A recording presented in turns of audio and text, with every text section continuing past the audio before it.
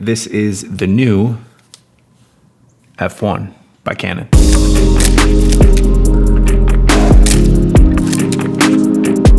So I guess this is sort of going to be a camera and film review, but more so it's going to be me just sharing the results from a recent photo shoot, shooting some portraits with the Kodak 522 film on this camera. This was their professional camera body, and it did follow the original F1. Now the model I have is the fully manual. They did have one with a metered prism, which I believe you could put this in like a fully auto mode, if I'm not mistaken. I really wanted one that was just fully manual, and I'm really happy with this camera overall. Mostly because it's just the durability and the build quality. I mean, the heft and weight on this, it's an all metal body. It's weather sealed. This one just feels like it's gonna hold up really, really well, and you're holding something substantial. The other thing I love is the modular design. You can get different prisms and viewfinders for this. You can get like a waist level finder, motor drives. You know, like I said, it was their professional line, so there are a ton of accessories that you can get for it. So you do need a battery to use the light meter, but the shutter it's like a hybrid type shutter, so you can use the camera with no battery, but I believe the shutter speeds have to be like 1/25 of a second or higher.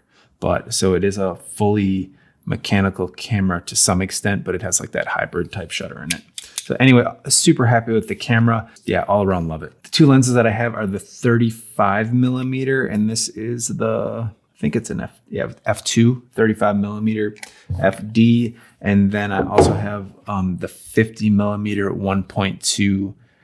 This is one of the L versions, and this is a really interesting lens.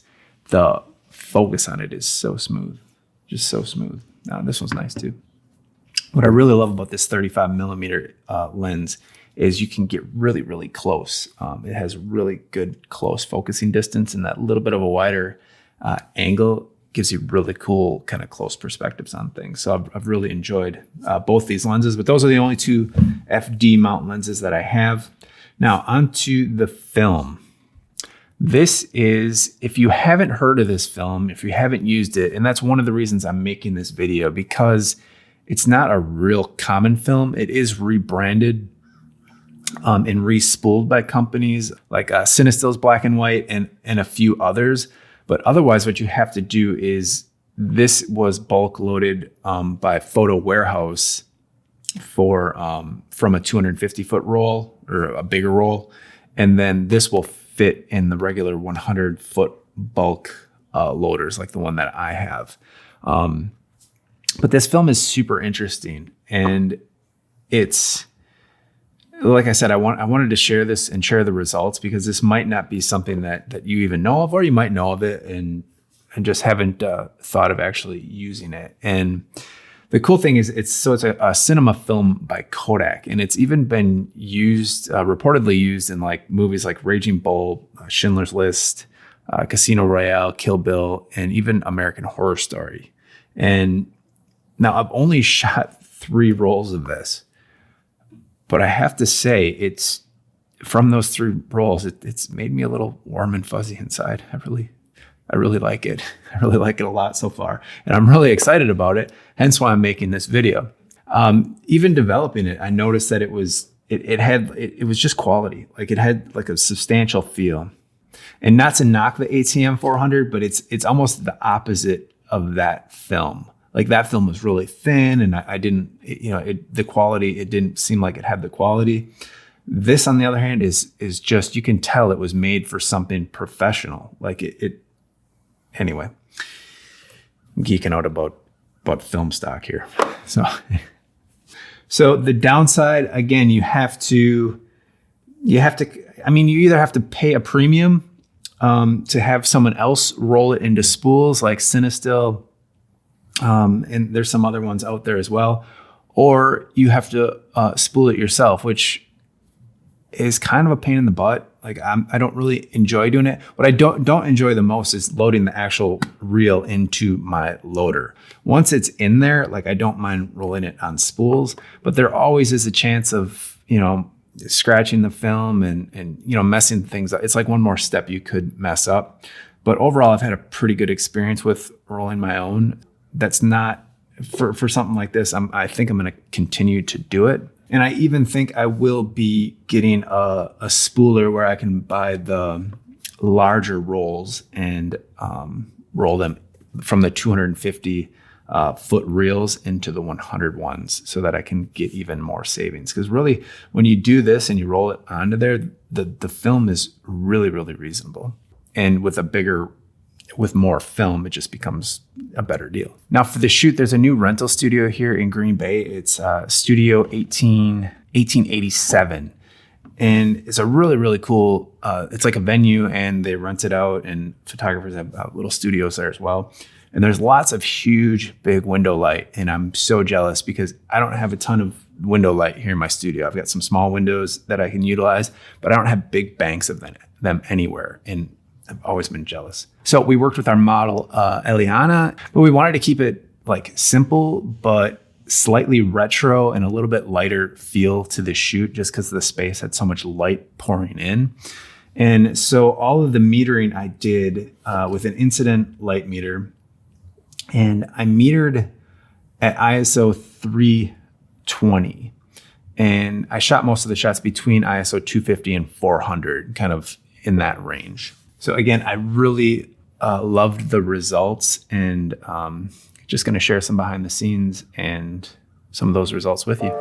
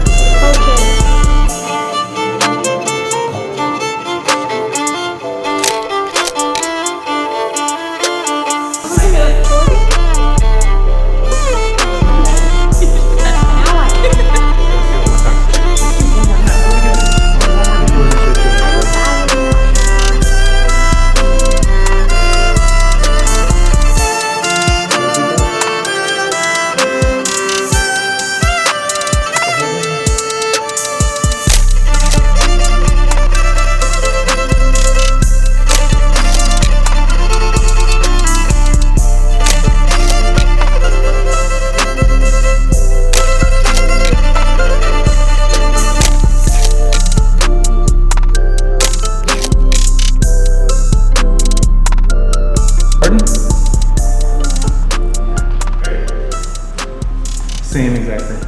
Well, now your elbow's in the way. Yeah, thank you. All right, move a chair, move a chair. That's what I was gonna do. I didn't know my elbow. I said your head and I said your elbow. I'm just in the white period. Like I shouldn't even be here. Yeah, you shouldn't be here. Hey, are you in need of any really cool music for content or projects coming up? If you are, I highly recommend you check out Audio. They have an excellent selection and are very reasonably priced.